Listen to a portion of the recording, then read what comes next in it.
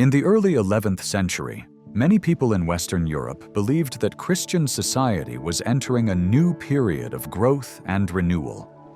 Maps, royal gifts, and drawings of the world reminded them that Christians still occupied only a small portion of the earth, and this created a strong sense of duty. The faith should spread further, and society needed stability and unity if this mission was to succeed. This unity was thought to depend on cooperation between two great powers, religious authority and secular authority. The church represented purity, discipline, and divine law, while kings, counts, and nobles were expected to protect the world, maintain order, and use their strength for justice.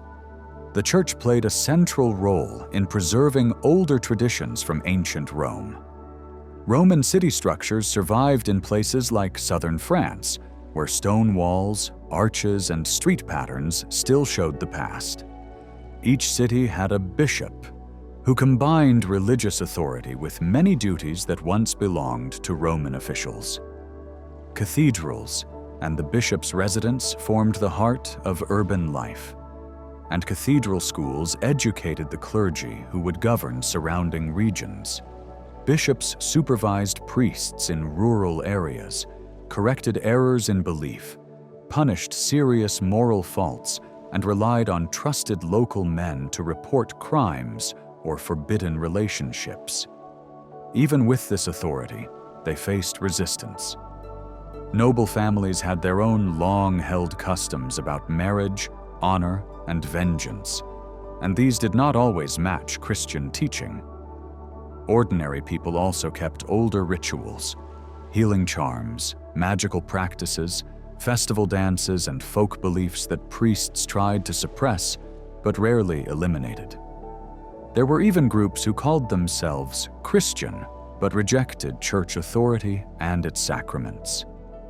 Inside the church itself, cathedral clergy sometimes resisted the bishop's power, and old Roman administrative traditions survived unevenly. At the same time, monastic life was becoming one of the strongest forces in the Christian world. Many monasteries had been founded during the Carolingian age, but reforms brought much stricter discipline. Monks lived in enclosed communities, led by an abbot, spending their days and nights in prayer and self-denial. Because they lived in celibacy and withdrew from everyday life, people believed that monks stood closer to heaven, and their prayers helped the living and the dead. Large monasteries such as Cluny gathered immense land, wealth, and prestige, and became centers of learning, art, and building. Their increased power led them to seek independence from bishops, and the Pope supported them because it strengthened his claim to universal authority. This growth created rivalry. Monasteries claimed spiritual superiority, bishops defended their traditional rights, and the structure of the church became more complex.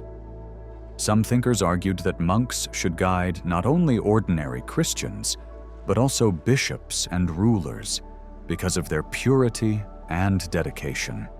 Others believed that political authority must follow a sacred hierarchy in which the spiritual level always stood above the secular. Alongside this spiritual world was a structured system of worldly power.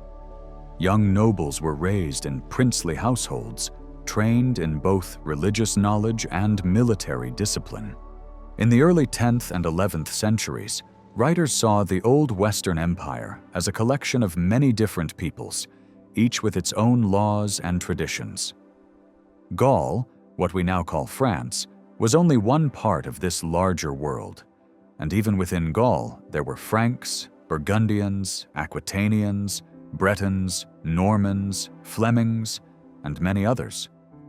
Many educated writers, especially those from Frankish regions, believed the Franks were the leading people in Christendom. This belief rested on memories of Clovis's baptism, the alliance between Frankish rulers and the papacy, and the legacy of Charlemagne. Over time, people came to think of the empire as something that existed mainly so the Franks could protect the church and uphold justice. Around the year 1023, the kings of West and East Francia agreed to work for peace along their shared border.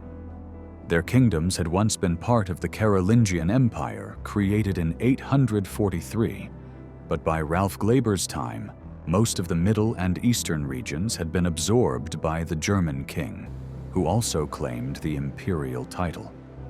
Only Lorraine still connected the Frankish past with the new German rule. Areas like Vienne and Arles had once been kingdoms, but their old status had faded, which would later help the French monarchy rise more easily. For people in the West, Francia meant the kingdom ruled from Paris and Orleans, the land of Clovis and Charlemagne. Reims was central in this memory because it was the place where Frankish kings were baptized and crowned.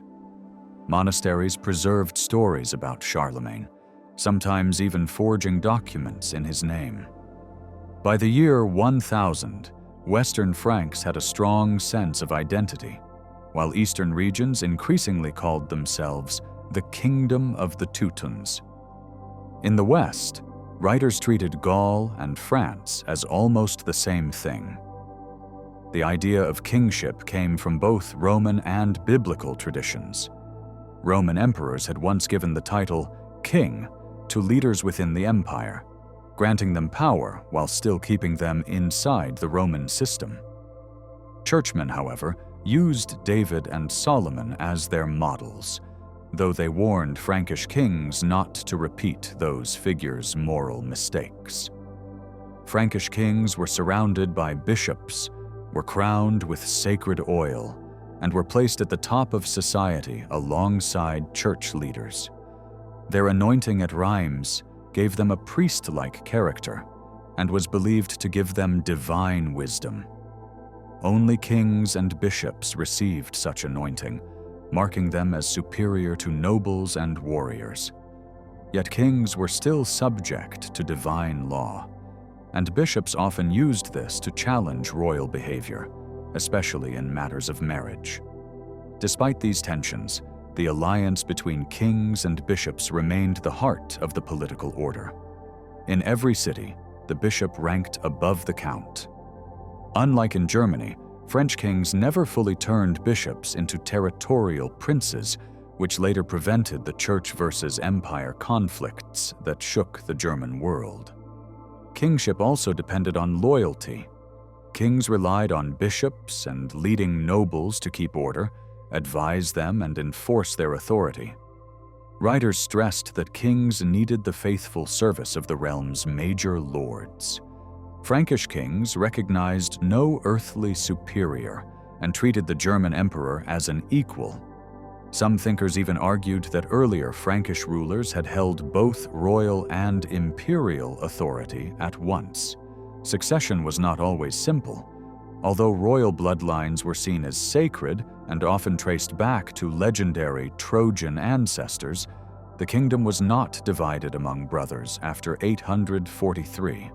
When Louis V died in 987 without sons, the nobles chose Hugh Capet instead of his uncle Charles, whose marriage hurt his reputation. Hugh was elected and anointed because he had strong character and came from a powerful family that already held major titles, monasteries, and influence. His father, Hugh the Great, had acted almost like a king, arranging important marriages, managing churches, and commanding loyalty from other princes. When Hugh Capet became king, he simply moved from ruling his own duchy to ruling the wider Frankish kingdom. Under Robert II, Hugh's son, the kingdom included many different peoples, each with its own customs. Local princes ruled these regions on the king's behalf.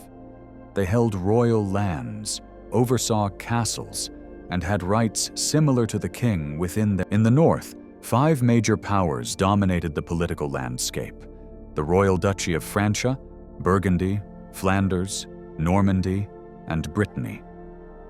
Brittany remained mostly independent, while Normandy grew out of Viking settlements that gradually adopted Frankish customs. The rulers of these principalities supported church reform and powerful monasteries. Beside them, many lesser counts also gained nearly independent power at the edges of these regions by the end of the 10th century. In western Francia, northern and southern regions developed in sharply different ways around the year 1000. In the north, new counts rose to power near Normandy and Brittany, while the Duke of Francia's authority gradually shifted south toward Orléans because neighboring lords such as the Counts of Blois, Anjou, and Le Mans became increasingly strong. The Count of Blois became especially dominant, taking Tours, expanding eastward, and presenting himself as second only to the king. Kings like Robert II tried to restrain him by balancing Blois against Anjou, whose rulers also began to act like major princes, but never gained full control over the church. South of the Loire, the Franks entered a world with different languages, customs, and deep Roman roots.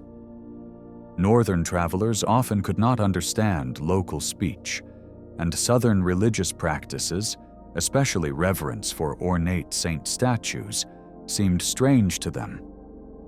Frankish royal power faded there early in the 10th century, but Roman traditions survived strongly in law, art, and city life. Southern nobles often traced their ancestry to ancient Roman families, and cities remained the centers of authority, where counts lived close to bishops. Written agreements shaped political order, and older ethnic identities survived in Gascony, Toulouse, and Narbonne. Major ruling houses in Arles, Barcelona, and Toulouse held near royal authority, supported by formal oaths and Roman-style administration. In Aquitaine, dukes behaved almost like kings, demanding personal loyalty and using saints to strengthen their authority, though they faced challenges from rival counts and powerful monastic networks. Ralph Glaber viewed the age around 1000 as chaotic, but also full of rapid progress. After a severe famine in the early 1030s, population increased, crops improved, and more silver and gold circulated. Towns revived, churches were rebuilt on a grand scale, and trade expanded. Earlier invasions had broken old structures, allowing wealth to flow more freely, and a mild climate supported rising production. Changing family patterns encouraged fertility, while improvements in plowing, mills, and crop rotations boosted agricultural output. Regional growth differed. The south grew steadily, the north more dramatically, and additional wealth entered from England after 1066 and from contacts with Spain and Italy. Prosperity also brought tension. Simony spread in the church. Noble families manipulated appointments, and younger sons, excluded from inheritance, caused conflict. Heretical movements emerged among educated groups who rejected wealth, hierarchy, and violence, imagining a pure and equal community. Authorities crushed these movements harshly. Social unrest also appeared among peasants and townspeople. In Normandy, sworn peasant associations resisted new taxes and were brutally punished. In central France, attempts to resist abusive lords failed quickly. In 1069 at Le Mans, a broad uprising against new taxes ended in executions and mutilations, showing how dangerously rigid and unequal society had become. To understand why these tensions rose, we must look at the transformation of rural society. As foreign invasions faded toward the end of the 10th century, armed nobles turned their focus inward. They used their weapons not against Vikings or raiders, but against ordinary people who were becoming wealthier than before. In the countryside, older patterns of settlement survived. Communities were divided into districts where free men met to discuss disputes. Many of the gatherings later labeled as conspiracies were in fact these traditional assemblies. Villages were organized into clusters of houses and small enclosures where families lived, stored food, and kept animals. These fixed communities made it easier for lords to impose control, collect dues, and enforce obligations. Lived, stored food, and kept animals. These fixed communities made it easier for lords to impose control, collect dues, food, and kept animals. These easier for lords to collect dues. Life inside these settlements varied dramatically. Some families owned more land or tools, others lived in conditions close to slavery. In many places, the old system of servitude remained intact. Households descended from former slaves were tied to a master by birth. They owed him unlimited labor.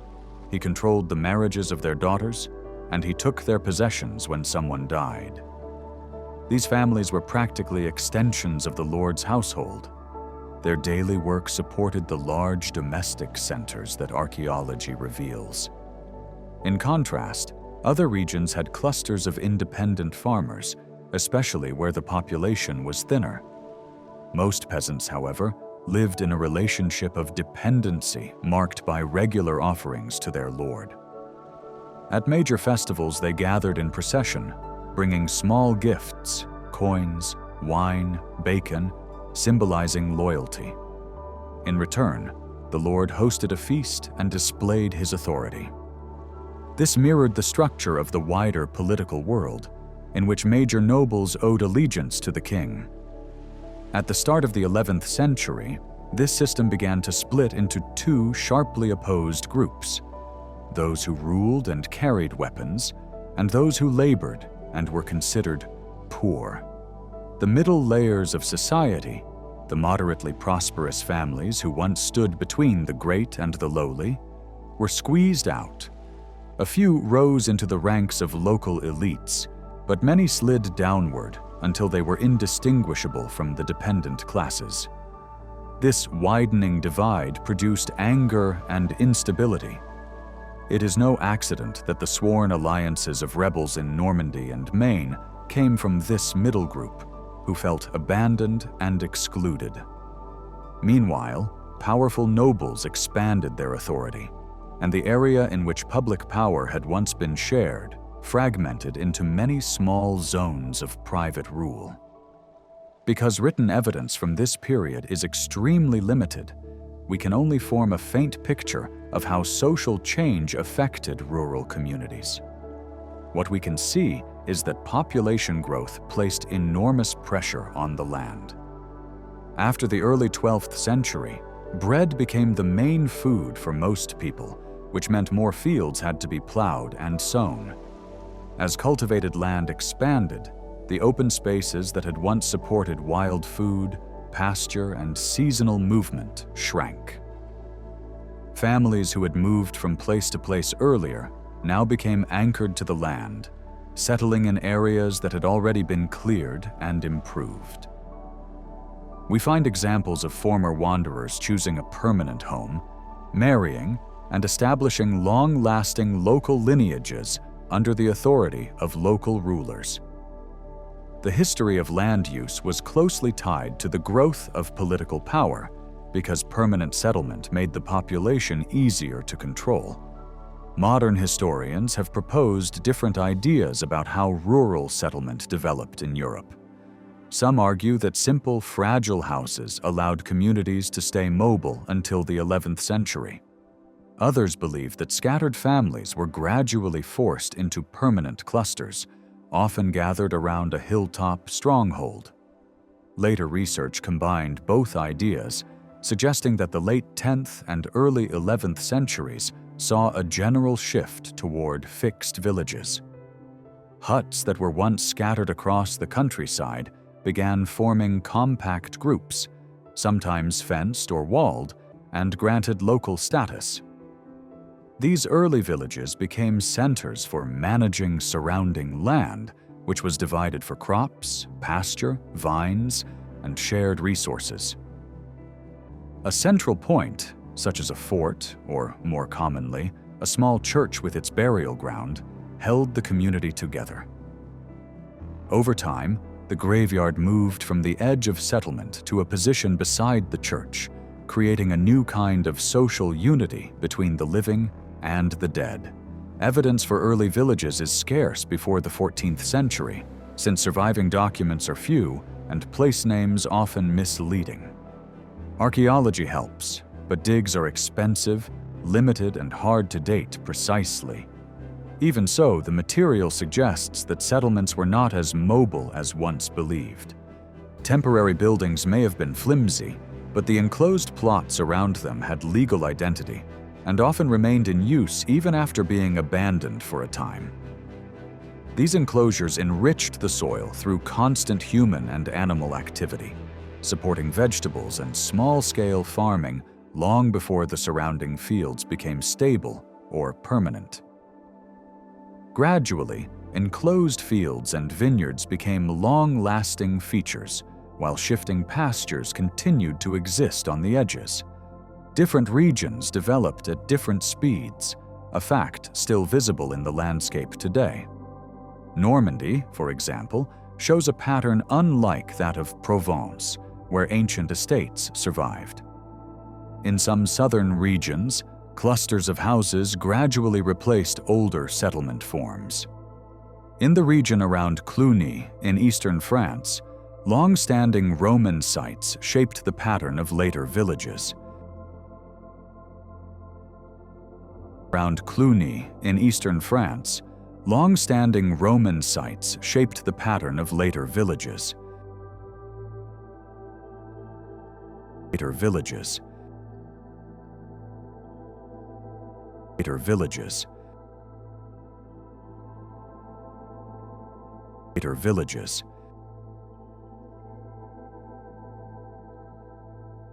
Later villages.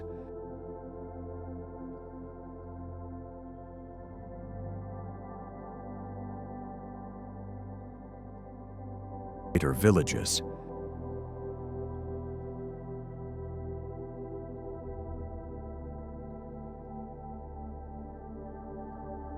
Later villages.